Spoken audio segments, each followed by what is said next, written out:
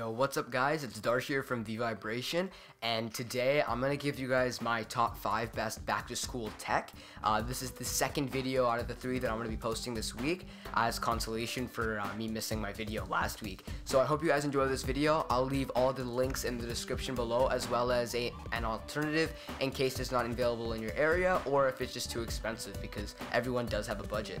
So other than that guys, let's get right into the video. Alright guys, so let's start off with number 1. Number 1 being a laptop. So for me at school, I don't trust the computers. I find them to be really unreliable and untrustworthy.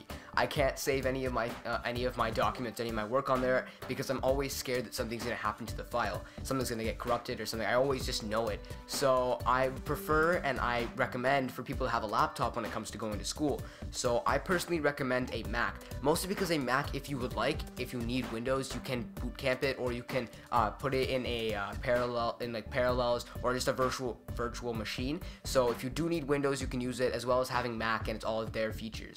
As well as I'm recommending the MacBook Air. It's the Mac that I use. It's my Mac of choice, mostly because it's so portable. It's affordable for Macs. It has great battery life, as well as it having enough power to last through a day with normal to medium usage. So if you're using Safari and writing Word documents, maybe a bit of movie editing here, listening to music, watching some movies, you can get a solid 9 to 10 hours out of it. And if you're just doing word processing, you can get like 20 hours out of it. So this is honestly, for the money, probably one of the best laptops you can get, with it being so well rounded, as well as having both Windows and Mac as an option. So I recommend a laptop, and I personally recommend the MacBook Air. Just one thing, when you are configuring a Mac, make sure that you put in, well, I would recommend for you to put in 8 gigabytes of RAM, as with 4 gigabytes, you're not going to be able to future-proof the product, because so you're spending around $1,000 on a Mac anyway. Why would you want to spend another $1,000 in 2 years down the road when your laptop starts to slow down a bit? Because that does happen when new software and new products do come out in the line, that you're going to want to future-proof it. So I recommend getting 8 gigs of RAM instead of 4. That'll last it and keep your laptop going for around 6 years or so. I actually have an old Mac that had 4 gigs of RAM, but it lasted around 6 years and it's still working pretty well. Alright guys, so let's start off with number 2, and that would be a smartphone. So personally, I would prefer an iPhone, mostly because of my environment that I'm in. I have a lot of Apple products, so they kind of all work together. And if you do have an Apple, Apple ecosystem at home, I would highly recommend an Apple product for phone. So an iPhone will probably be your best bet, because Apple just integrates everything together with their OS. But if you're not so much of an iOS person, I do recommend the HTC One M9. And if you are in the United States of America, you can get a $100 Google Play gift card with every purchase. It's a limited time, so go check that out, as well as the Samsung Galaxy Note 5, the Samsung Galaxy S6, the S6 Edge, and the S6 Edge Plus. So those are kind of my go-to phones. I would also recommend the LG G4 if you kind of want something a bit bigger, and just an LG product if you're into that. But those phones are just what I recommend, because I've used them and I really like them. I also, if you would like to check out the Note 5 or the Galaxy S6 Edge Plus or Edge, and you're in the United States of America, you can actually test them out for a test drive. I'll leave that link in the description below. 30 days for $1, you can use the phone, and if you do not return it, you do have to pay full price, so be wary of that.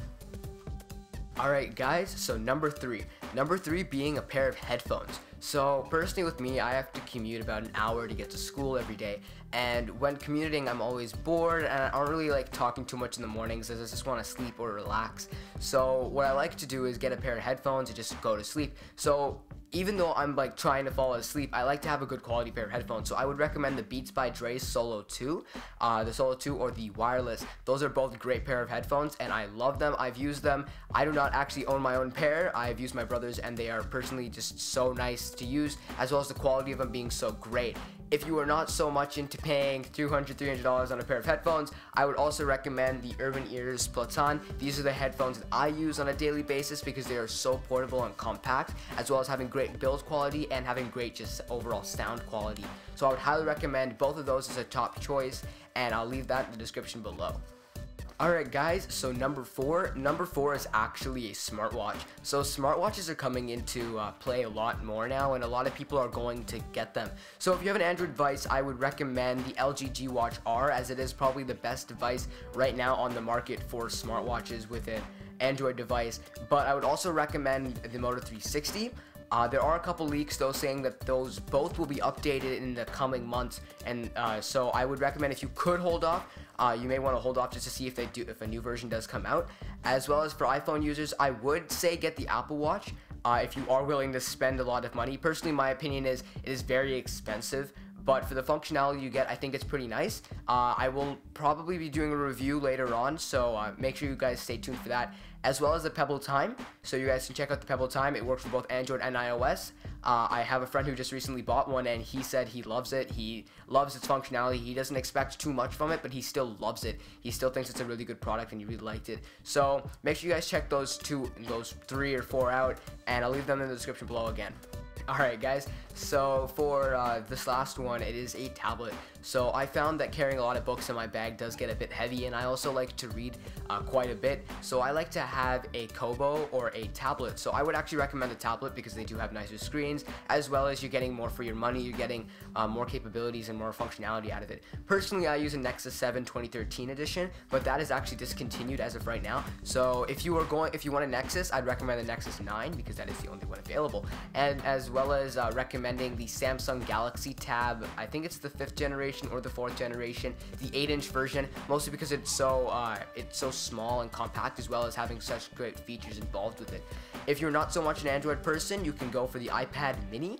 The iPad Mini, I'm pretty sure it's the 4th generation as well, or the 3rd generation. It is very, very fast. It's very nice to use. Has Touch ID on it. If you don't want Touch ID, just go for the previous generation, as it has the same specifications, just without Touch ID.